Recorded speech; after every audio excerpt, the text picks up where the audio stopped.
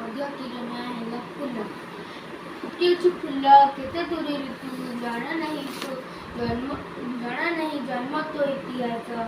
जेतेବେଳେ देखु सुधा सदा मन रखिबे सदा उदास नील गगन सूरज उइले पुलकित हुए तो मन प्राण साधनार फल मिले गीते पाती जेपरी तपस्वी गण कनक किरण देहरे बाजिले चहली जाए तो सारा शरीर आहरी सरस लगी जाऊँगी तो देहरे जेबे बसे बाहर छटी ऋतु तो रंग माखुଥାନ୍ତି तो तनुराय जे बरस सारा ऋतुराज कथा मने पड़ी गले सिहरी उठोई मोरत परा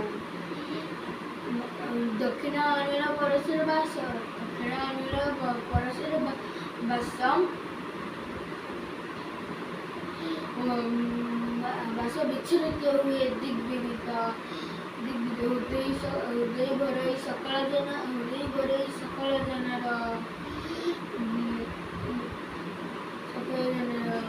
देखिबाकू कि अनुरागी निर्वाचन त्योहरी जनमन हरि नेउतु सते के उपदेने गड़ी चिलोगी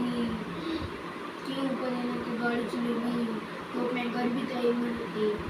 ए पदवी को डॉक्टर गिरिधारी नायक लिखिଛନ୍ତି आपण मानकु एही कविताटी केमती लगिला कमेंट रे लिखिबे भल लगी लाइक करेंगे और शेयर करेंगे धन्यवाद।